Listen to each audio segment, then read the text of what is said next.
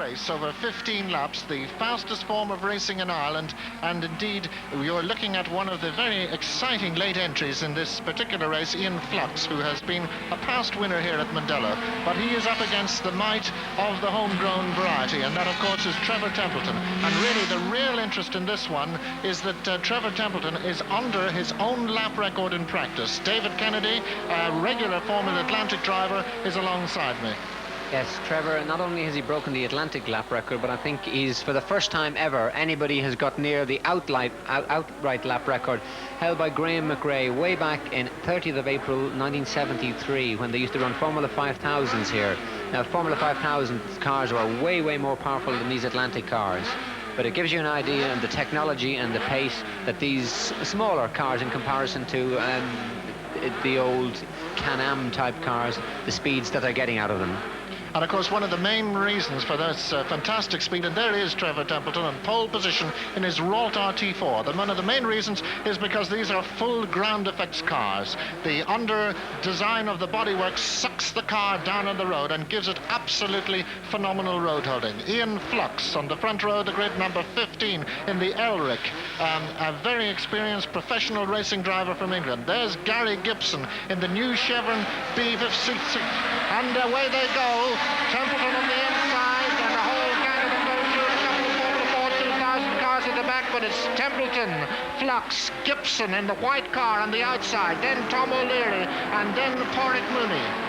A terrific start by Trevor Templeton. I don't think he's going to have any problems in this race. He was so quicker than everybody else. I think it's just a matter of watch Templeton and see how fast he can go, and can he break the lap record once again, and can he get near the outright lap record. And look at the lead he has already. Gibson having trouble from Tom O'Leary there. Nice little gaggle for second place as Templeton disappears into the distance, only halfway round the first lap.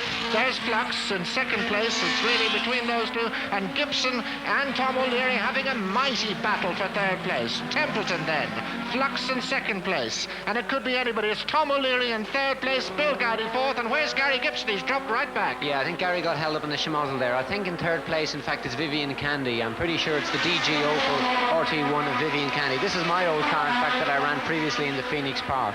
But Vivian's making a tremendous drive. He qualified third quickest in a non-ground effect car, and I really hope for his sake he can hold that car together and try and get some way towards the leaders. And Templeton really trying, and obviously after lap records. This car absolutely on the ragged edge.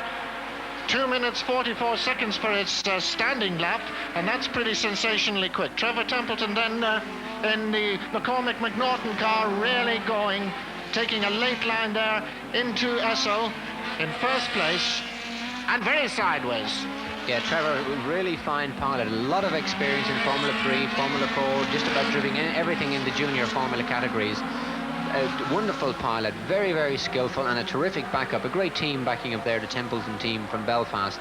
You'll notice now, Trevor, what he'll do is I think they'll be handing him the pit signals, giving him an idea of what times he's putting in. So I think he'll be going not just for the Atlantic record, but for the outright lap record. And right at the back there is a very famous name from the past, Tommy Reid dicing with Cyril McCabe in the Formula 4 2000 cars, which joined the grid to make up a full field here of the Formula Libre or Formula Atlantic class. Trevor Templeton then, McCormick McNaughton RT4, absolutely having it all his own way, looking as fast as he's going at the moment, and certainly not being content to let it slacken off once he gets out there in the lead. But Vivian Candy in third place is beginning to close. Yeah, he's still holding his position. He's consolidated his third place. I don't see anybody behind him. He's doing a terrific job just even to stay in contention with the ground effect cars. It'll be quite interesting to watch now, see if he can pull up on the Ian Flux Ehrlich. Ian Flux, again, another very experienced pilot. Plenty of European racing, plenty of British racing. Ian is racing the Tasman Series, which is the New Zealand series. So a lot of experience by Ian, and it would be terrific to see Vivian Candy, our homegrown talent, be able to catch a spare car. So Gary now has to drive the new car, which isn't fully sorted. The Protector car sponsored Chevron B57. He was telling me he's got some incredibly high poundage springs, something like 1,400 pound springs. After only a couple of laps, he said his eyeballs were rotating in his head. He couldn't see where he was going. So Gowdy and O'Leary having a super ding-dong, and they must have nearly touched there. Tom O'Leary runs a crane hire business in Dublin.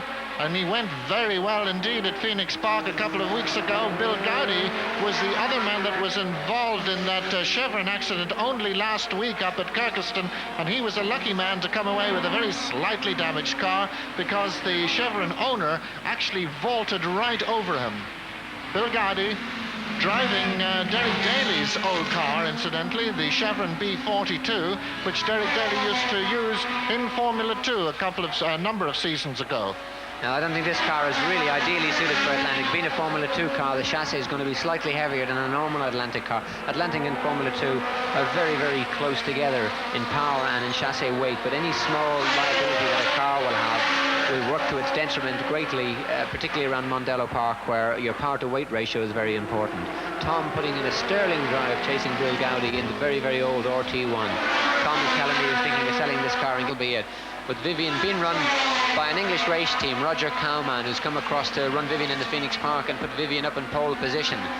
Vivian, this new team, Roger Cowman's team, hoping to run this particular car that you see Mr. Candy driving in Macau, and it would be an ideal car for Macau because it's a very good car in a straight line. So Candy now getting himself into a position where he should be able to attack for second place within a lap. Candy did a 55.49, a good quick time in a rolled RT1. Shadowing Flux as they come down now to Esso, this very tricky late apex corner. You've got to get it right up, and indeed Flux was a little bit wide there. Candy was definitely neater, and Candy very sideways as he comes through Castrol that time. Vivian, quite an aggressive driver, but I think in leagues of a ratio of aggression, I think Mr. Flux will be a most difficult man to pass. I remember he had some very, very bad accidents in his early Formula 3 days, primarily through driving just too hard and blocking people when he shouldn't be blocking them. But Ian, at the moment, is keeping a straight line and not in any way interfering with Vivian. The Ehrlich, designed by Delap, one of the back markers in the Chevron B42, Pat Fitzpatrick there in amongst them, and indeed Pádraig Mooney, and they're having a little dice, and this could be trouble for Templeton. Templeton trying to get past these, and it's not working. Pat Fitzpatrick on the right, Pádraig Mooney on the left, and we just hope that he's seen the flag signals. Indeed he has.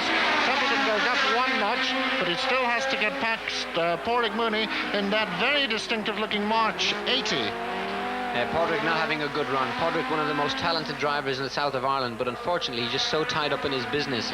Being a managing director of EP Mooney on the Nace Road, he just doesn't get enough time to spend on his racing. In his earlier Formula 4 days, always a tremendous pilot, and a particular weather expert. But if Pádraig just had a bit more time to put into his racing, he'd be up the front, absolutely for sure. So it's Trevor Templeton all the way, long way, and the dice for second place, still as hectic as ever, and still Candy trying to get past this professional racing driver, Ian Flux, the Englishman, who has many years of experience behind him. There's that nice little private dice between Pat Fitzpatrick and Pádraig Mooney. They've already been lapped, however, and we can just see in the background the dice for second place coming up to this, and this could be very interesting. Vivian getting really, really close now. He's going to have to shape up to where he can make the move on Ian Flux. And it's quite difficult, really, because I think Ian Flux is quicker out of the corners than Vivian. So Vivian might have a problem because that is the one area you can overtake on the way into the corner, not out of a corner. So unless Ian Flux makes a mistake, I think Vivian might be hard-pressed to get by him. On his 14th lap, race leader, last lap, and he's only really got to coast it round Castrol here, up the Ford straight, over the rise, then down hard on the brakes, down through the gears, through Dunlop, and it's an easy win, but a very accomplished drive indeed for Trevor Templeton from Belfast. Beautiful win, he takes it. Who's going to be second? It's Flux and Candy. They're very close indeed, but that's the finishing order. Flux and Candy, and then we have a long gap before number 7, Bill Gowdy, who's also had quite a hectic time holding off the opposition in terms of Tom O'Leary and Gary Gibson. The accomplished performances